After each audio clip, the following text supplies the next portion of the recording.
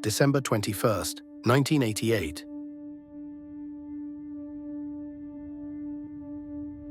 "259 people boarded Pan American Airlines Flight 103.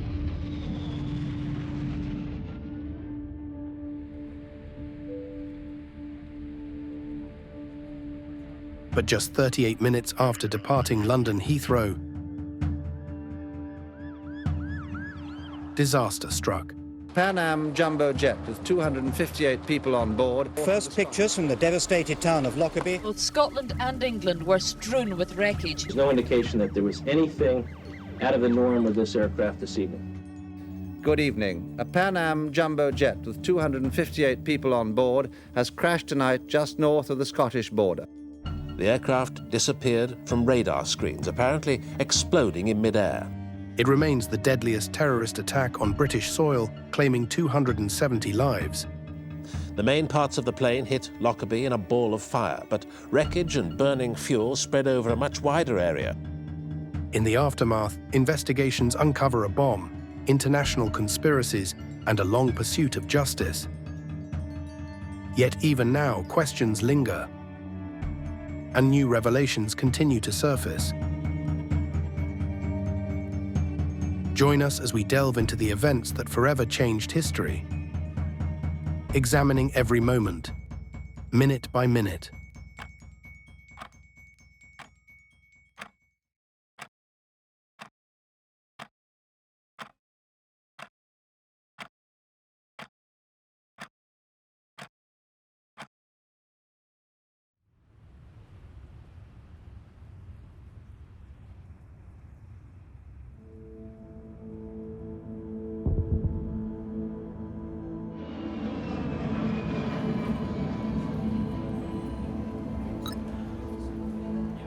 It was a regular winter's evening at Heathrow Airport in London.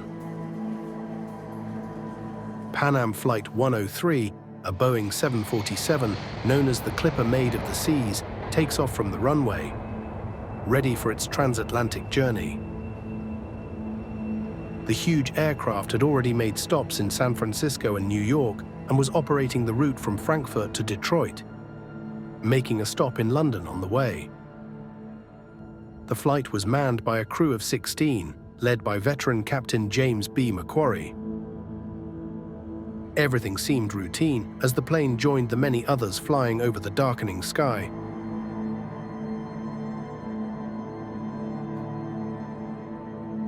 However, a crucial detail had gone unnoticed, as unscreened luggage loaded at Heathrow was placed in the plane's cargo hold.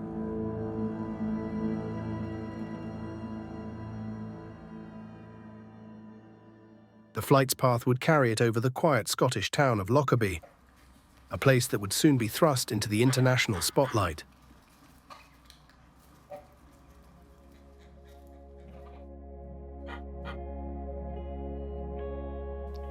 Very, very quiet little town.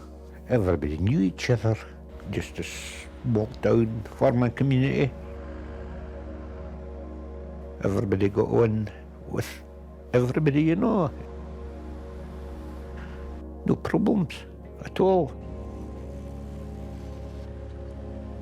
I think everybody would say Lockerbie was a sort of typical rural southern Scottish town. Its population was about 3,000 maybe 30 years ago. It's slightly bigger now.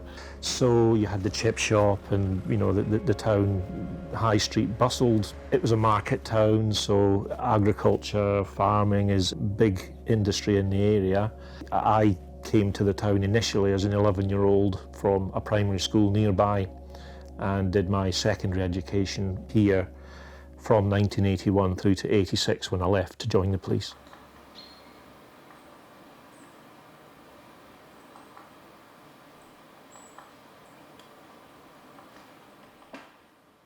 I thought it was so beautiful, shockingly so, that this horrible tragedy in my life could have fallen here.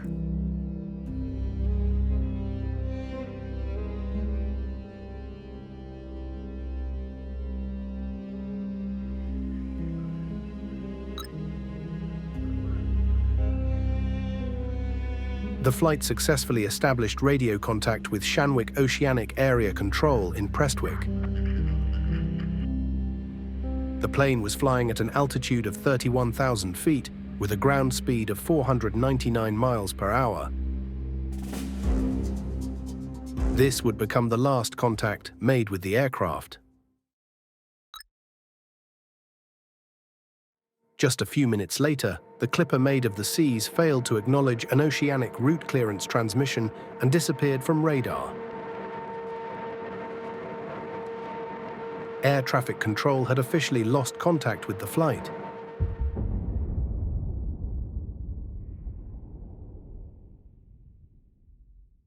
An explosion in the cargo hold tore a hole in the left side of the plane.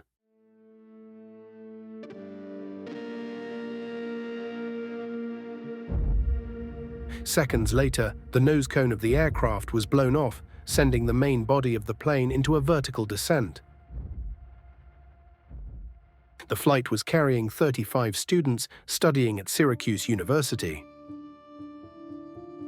I had dreams of planes cracking in half and blowing up, and I thought I was losing my mind. I went to the hospital one day thinking I was having a heart attack. I'd never had panic attacks before. I wanted to go and change it to the Pan Am flight with Theo, and I didn't have enough money. And so I just went back to her and I said, I'll be fine. This is ridiculous. This is stupid. I'll just bear my way through it. So I didn't end up on that flight. So when they finally left, I crawled back into the living room and I was trying to distract myself. And this had been going on for a while, and I finally turned on the television to just anything to keep my mind off of why I was feeling this way. And the BBC popped up and it said a plane was missing.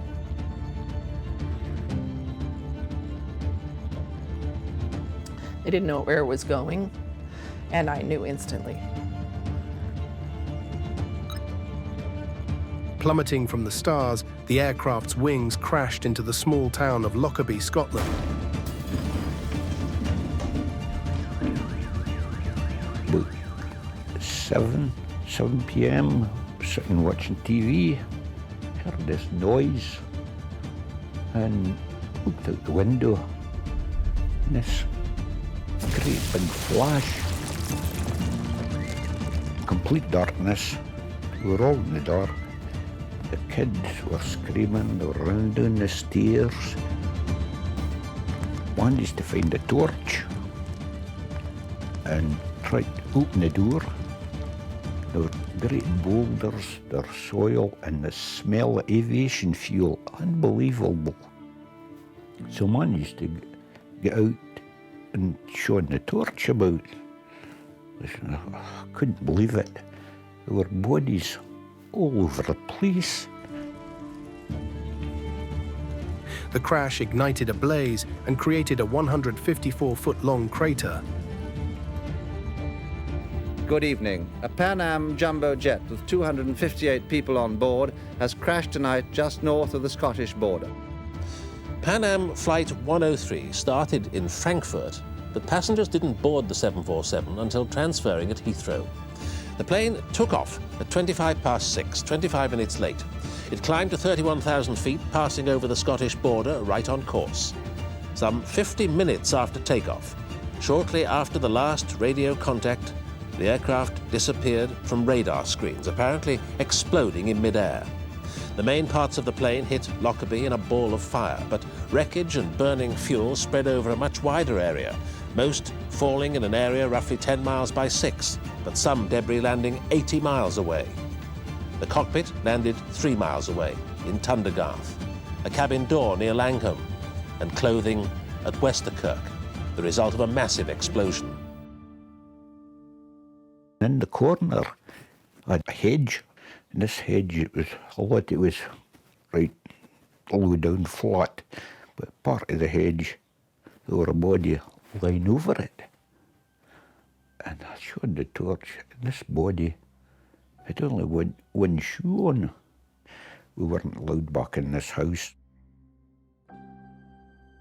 I'm standing at this door in Bridge Street, when a farmer came from the hills, from the darkness and east side of Lockerbie.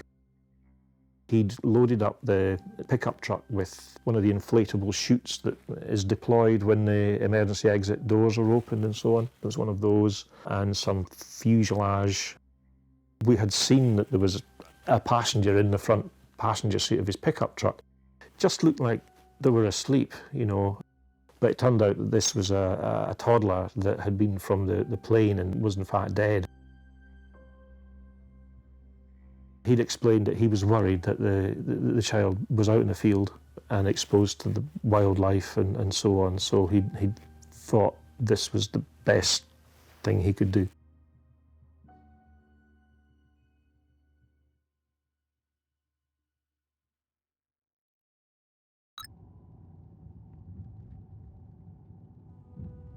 That night, I came home from work, travelled all the way back from Newton Stewart, where I was based, got changed, told my parents I was off to this party in Lockerbie. I'm 2 or 3 minutes away from Lockerbie. There was this huge explosion. This explosion got bigger and bigger, to the point it must have been about 300 feet in the air. So I came off the road, went past the hotel I was due to go to the party at, and there were people running towards the town, and I got concerned that they may be getting into difficulty with the fire. This sergeant more or less bumped into me in Sherwood Crescent, Sherwood Park area, and he said, "There's a huge hole in the road. We're not sure exactly what it is, but you'd better go to the police station and sign on." Dumfries and Galloway Constabulary lead the initial response, while local rescue and recovery teams, along with volunteers, quickly arrive at the attack site to search for survivors and extinguish fires. Intelligence officers and police investigators are dispatched from London and Washington. The abiding memory I've got of those minutes was just the sheer confusion. There were conflicting reports. There was reports of the petrol station having exploded. Well, we knew that wasn't true, but then there was damage being reported to houses on the other side of town. I think, well, is that true? Because the explosion was in Sherwood Crescent. But it turned out that that was in fact correct. Fortunately, the huge cockpit crashed to earth 3 miles away on a deserted hillside. Eyewitnesses said the shattering force of the collision made it almost impossible anyone could have survived. For such was the force of the explosion that blew apart Flight Pan Am 103. It shattered into 1 million pieces, spread over 10 square miles of countryside. And such was the suddenness that though this doctor looked forlornly through the cockpit wreckage for any survivors, there wasn't even time for those on board to make a mayday call.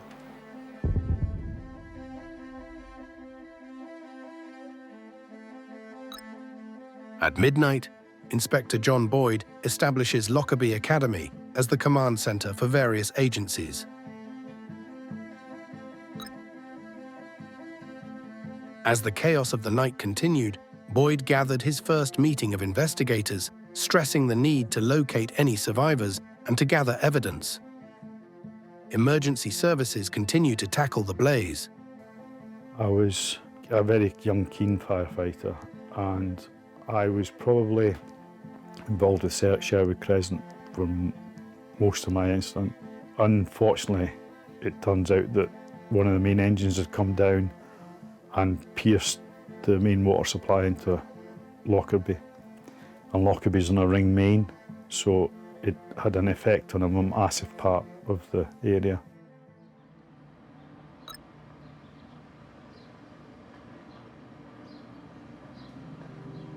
The town awoke this morning determined to carry on. There was still a routine to stick to, a need for normality. That's why Hunter Wilson and his staff were baking bread at 5 this morning, not just for the townsfolk, but for the rescue services and the media. I'm afraid we'll be busy for the wrong reasons today. As day broke over Lockerbie, the full extent of the damage was realised. Surrounded by farmland, Lockerbie is a compact community, shocked that the most deadly debris should have fallen on their streets and homes rather than scattered across neighbouring open country. A housing estate alongside the busy A74 took the full force of an impact that blasted a crater 30 feet deep where houses once stood. The flight deck, however, landed in a field 3 miles away, crushed and spilling the contents of the cockpit. An engine plunged into a farmyard. Eyewitnesses said the spinning metal fell amid sheets of flame. Other massive sections fell across a wide area, some 80 miles away. But it was the damage within Lockerbie that left the town in shock.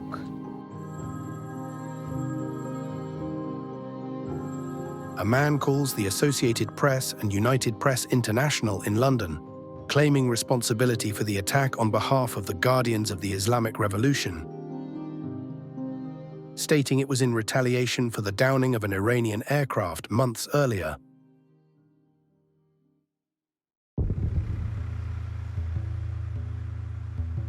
On December 23rd, the first group of American family members arrive in Lockerbie to identify their loved ones. People of America and Scotland united in grief. Early this morning, almost lost in the tangle of wreckage, flowers dropped from a widowed 20-year-old who fainted into the arms of a policeman. Many relatives found it impossible to face the crash site alone. The same day, President Reagan publicly acknowledges the attack. I want to express our sorrow and our concern for the families and friends of those who died in the crash of the Pan American Flight 103. There are many difficult aspects to this tragedy, but none so compelling as the anguish of those families who will not have their loved ones with them this Christmas season. The sheer loss of life was staggering. The amount of Syracuse students on board the flight meant that the entire university community was plunged into grief. Syracuse University had an overseas semester, and the theater department had a specific program in London because, of course, the West End and all the theater. So we all were really excited. Theodore Cohen, my best friend and roommate at the time, we had a flat or an apartment in Syracuse together. Trahan Ergen was my roommate in London. Miriam Wolfe was from the drama department. Nicole Boulanger was from the drama department. Luann Rogers was my roommate as well in London, but she came from a different school, so I'd only just met her when we got to London. Wendy Lincoln I knew, who was also on the flight. She was an art student, but a roommate of a friend of mine. And then Daniel Rosenthal, who was not actually part of Syracuse, but a friend of a friend who we ran into literally in Piccadilly Circus one day and started hanging out. We saw every West End show, we saw every Fringe, we saw every backdoor pub, funky, weird thing you could see. I mean, we were just obsessed with that opportunity to see this incredible amount of theater at our fingertips. It was just such a very alive time in our lives because we were finding our feet as young university students and being in control of our daily lives and what we could do. And as an American, when you're that age, we hung out in the pubs because you could. We couldn't here. So we drank a lot of beer and hung out.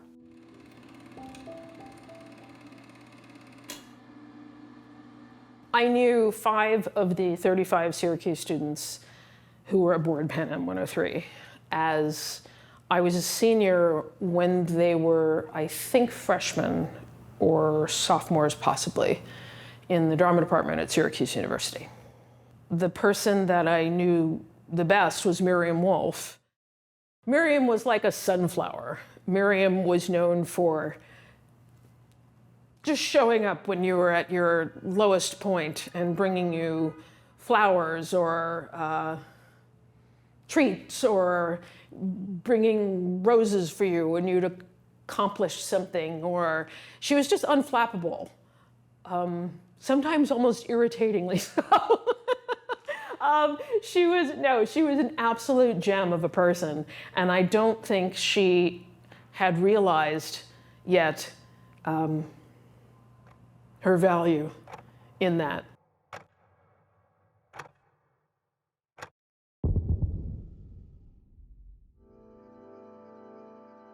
On Christmas Eve, the cleanup continues. On a hilltop outside the town, firemen and rescue services have spent Christmas Eve working round the shattered cockpit of Flight 103, sifting through the wreckage. Hundreds of police from forces throughout Scotland are now involved in the search for debris. Reports are coming in from far and wide of further sightings. Stretchers were ferried in for the grim task of recovering the remains of the victims. The bodies were flown out by helicopters. On all the hillsides surrounding Lockerbie, stretcher parties were at work.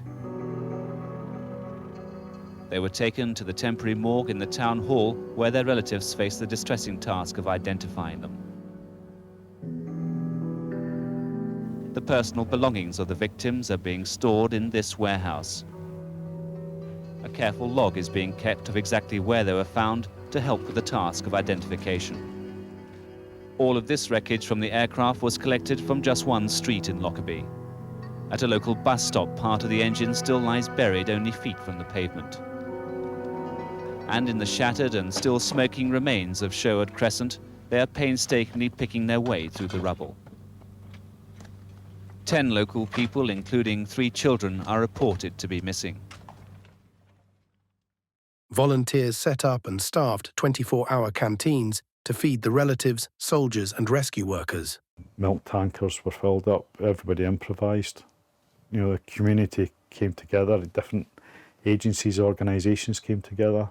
I can always remember the young soldiers that were there helping to search when I was up at Rosebank and thinking how young they were, 16, 17-year-olds, having to deal with this. And for me to think that, and I was 23, not that much older, but the soldiers had to deal with a lot more than what we did.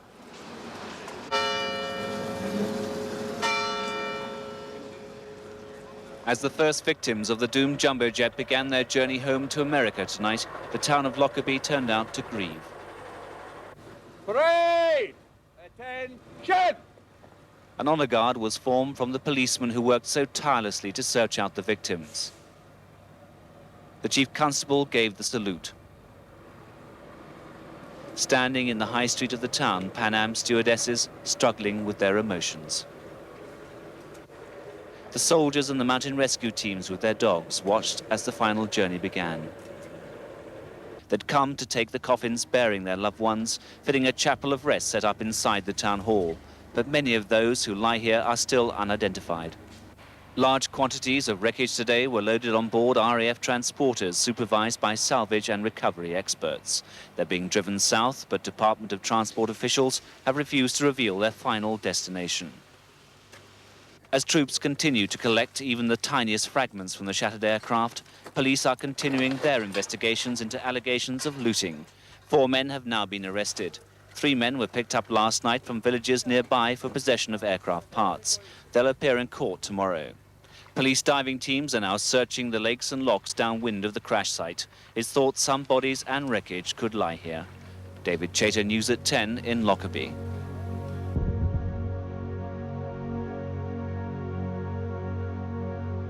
On the 28th, the Department of Transport announced that the cause of the explosion on Pan Am Flight 103 was a bomb. Forensic tests established that the bomb was hidden in a Toshiba radio cassette player, concealed under clothes in a suitcase. The investigation proved wide-ranging and theories abundant. The bomb had been in the forward cargo hold of the plane. It is here at Heathrow that the baggage is transferred in containers in what some experts see as an inevitably vulnerable process. The through baggage from Frankfurt stays in its containers, much of it uninspected cargo. An attempt is made to check passenger lists against baggage tags, but it is not foolproof. A counter-terrorism investigation officially begins. The Air Accident Investigation Branch say there's no doubt Pan Am's jumbo jet Flight 103 was brought to the ground by an explosive device. The confirmation came as they continued to pull out wreckage from the houses shattered by the debris from the aircraft falling from 31,000 feet. The statement came from a press conference arranged late this afternoon. It has been established that 2 parts of the metal luggage pallets framework show conclusive evidence of a detonating high explosive.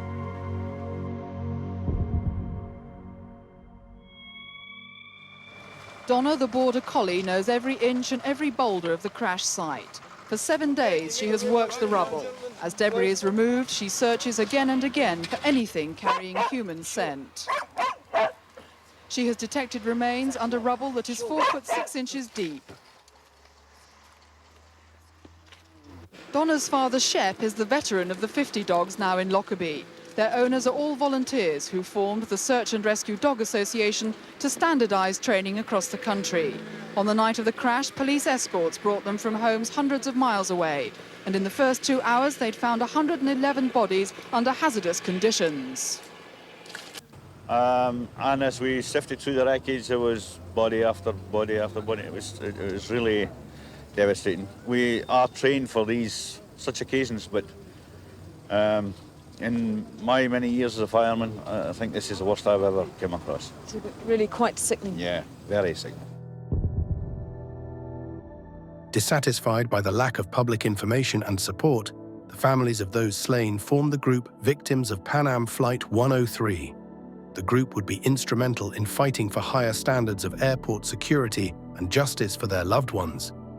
Victims of Pan Am Flight 103, or VPAF 103, is the largest US-based family organization for the families and friends of those who were killed on Flight 103.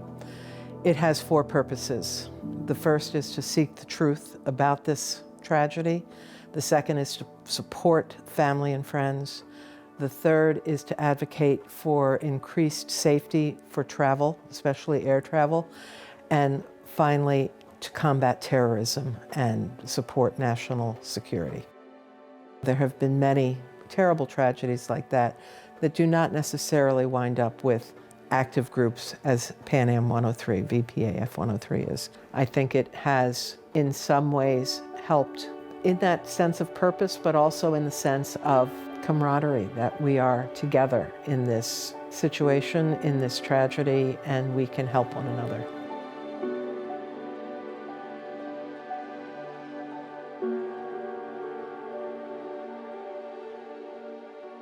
So many of the ways that you take for granted when you fly in the United States are the result of what the victims of Pan Am families did.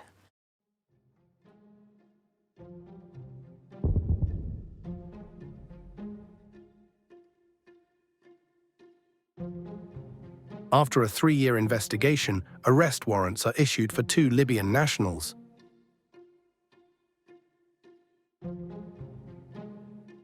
Abdelbasset al-Megrahi and Al-Amin Khalifa Fima.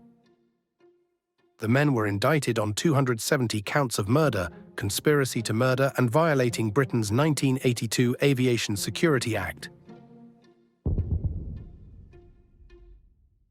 After lengthy negotiations and UN sanctions, Libya finally agrees to hand over the 2 accused to stand trial. 11 years on and the tears are still flowing as the relatives of the victims of Lockerbie arrive finally for tomorrow's trial. I may have be able to see these guys go to jail and live long enough to see them get out, and that's not justice. It's like no doubt that they were guilty. I don't know what they were thinking. Their lawyers didn't have a defense. They just asked questions, but they didn't put up any defense of their own. They just thought they'd get off for some magical reason, and they didn't. Megrahi is found guilty of 270 counts of murder at the historic trial, while Al-Amin Khalifa Fima is found not guilty and returned home. Outside, many said they found the guilty verdict quite overwhelming. We all heaved a sigh of relief, and we all held each other's hands and we hugged and, you know, but there was no noise in the courtroom, just a gasp. Exactly how Al-Megrahi managed to smuggle a bomb through Malta airport has never been explained. But the judges were satisfied that he did. No wonder this trial has taken its toll. These people have spent 12 years waiting for explanations, 12 years praying for justice. This man was found guilty of murdering 270 people. 20 years is less than a month per victim, and somehow that doesn't sit right with me. McGrahy's brother gestured as he left court. The relatives are left with a culprit, but not the whole truth. This judgment makes clear that McGrahy wasn't alone. The other men who planned this crime are still free tonight. It's highly unlikely they will ever be caught. The Lockerbie bomber was not in court today to give up his fight to prove his innocence. His terminal prostate cancer now worsened considerably, said his barrister. His prognosis extremely limited. As soon as news broke last week that he might be released on compassionate grounds, they made it very clear they wanted Al-Megrahi to stay in jail in Scotland and die here. 8 years after his arrest, judges accept an application from the Lockerbie bomber to be released on compassionate grounds due to his advanced stage prostate cancer. He would die at his home in Tripoli in 2012. In light of the circumstances laid before us, we grant that relief. The only man to be convicted for the worst terrorist atrocity on British soil had served just 8 of the minimum 27 years of his life sentence in Greenock prison. Al-Megrahi leaves prison to return to Libya, to his family, and to die. But he leaves behind him unanswered questions about the Lockerbie bombing and a storm of international protest.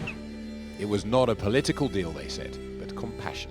Abdul Basit Al-Megrahi boarded his plane to Tripoli just 2 hours after Scotland's Justice Minister had confirmed he was to be released.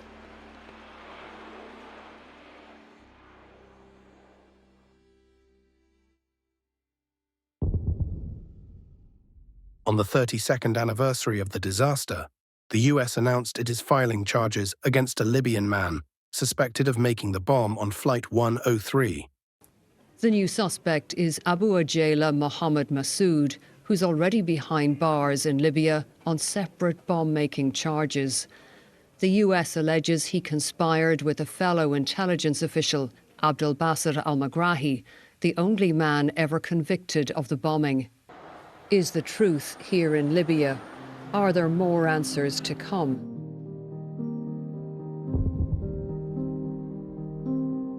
Abu Aguila Mohammed Massoud, the Libyan man accused, is revealed to be in custody in the US. It's going to be long. I hope I'm still alive by the time they get through with this, because we're talking years of discovery. We've seen the boxes from the floor to the ceiling that the Lockerbie police are holding with evidence. And then they're going to get evidence from Germany, and they're going to get evidence from Switzerland. So and Malta, and it's going to be a long, long process.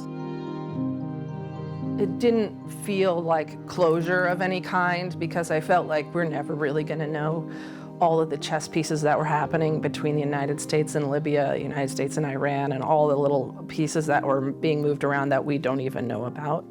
That some have come to light, much of which has come to light by the work of My Brother's Bomber documentary and all of the work that he did to uncover so much about how it came to be. I was glad that they were convicted, and at least somebody paid for some aspect of it, but it wasn't a closure, if that makes sense.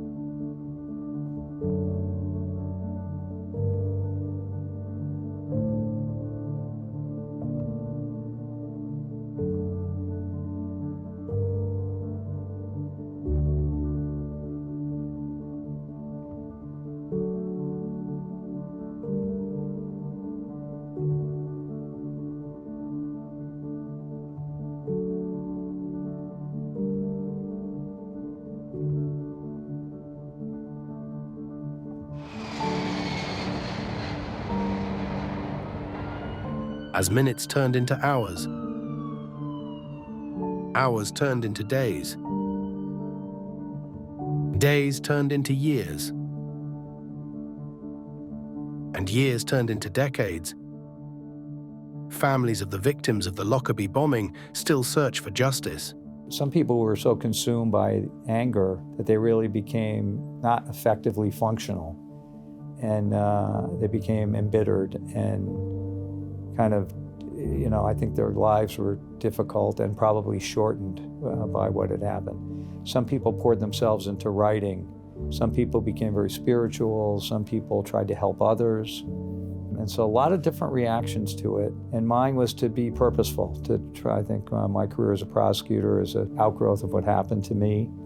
I think my activity with the Victims of Pan Am group was certainly a reaction from me to want to do something to help people. They have found ways to find solidarity and connection in the wake of the tragedy.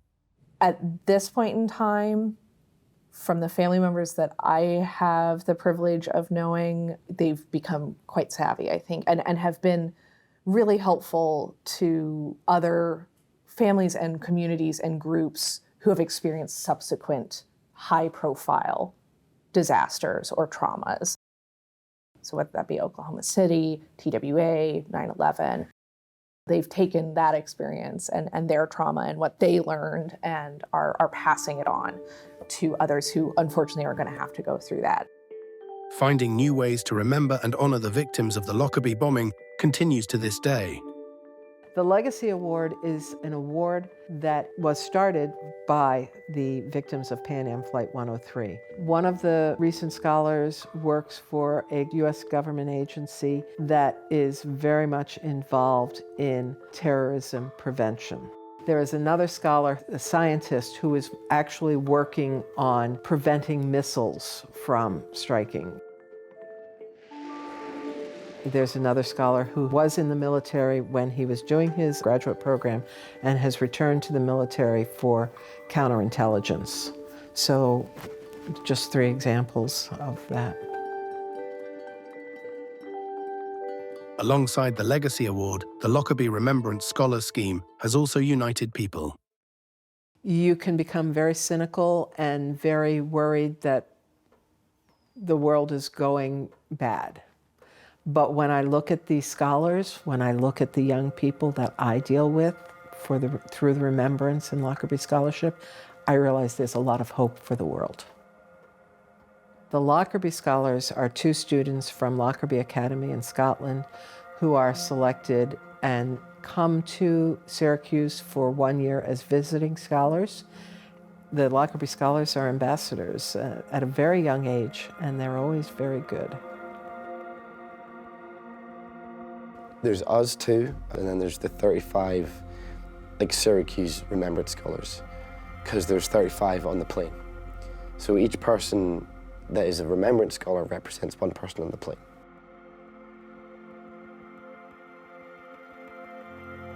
We represent the Scottish side of the link between Lockerbie and Syracuse. And it's like making something good out of something bad, like look back, act forward. And that's it's like the connecting whole motto. people as well from here and there, you know, because they found a suspect very recently, but it's still like an incident that is technically ongoing.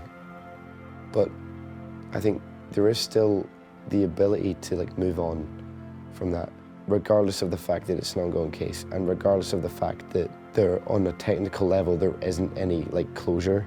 People have still been able to move on. I think that's important. I was chosen this year to represent Wendy Lincoln. I was also the first student veteran who has ever been selected for the Remembrance Scholarship, and I'm super proud of that and very honored. And it's an amazing experience to remember the victims and to carry on their legacies. I want to be for others what I wish I had to look up to, if that makes any sense. The Pan Am disaster unfolded in a matter of minutes. At 6:27, the plane departed Heathrow. At 7:02, the bomb in the cargo hold exploded. And by 7:03, the plane had crashed into Lockerbie. However, the impact of that fateful night has been felt for decades. I don't want history to continue to repeat itself, so I do want people to know about this tragedy. I felt like people didn't listen to us here in the United States when we went to Congress and we said if they didn't do something, it was going to happen here. And then 9/11 happened because they didn't listen. Fire is still burning, but from it has emerged a stronger spirit, a more unified country, a more unified city, and a more unified world in the goal of making certain that something like this never happens again. Some young people don't know that this ever happened. So I like that it's brought up so people know that there's a longer history to this kind of loss and this kind of collateral damage that is created by geopolitics, the power of that, and how we need to continue to strive to stop that warfare, you know. Despite the magnitude of the tragedy, it's inspiring to see how those affected have found meaningful ways to bring good into the world. The connections in Lockerbie have made me realize the global community in which this tragedy created and the healing that exists within that. Even though they live thousands of miles away, I feel very close to them. Whether it be the creation of the Lockerbie Scholar Scheme, the Victims of Pan Am 103 group, or the Lockerbie to Syracuse cycle ride, each initiative promotes remembrance and the fight for justice. A group of cyclists now en route on their final leg of a journey from Lockerbie, Scotland to Syracuse. They left from Central Park in New York City early this morning.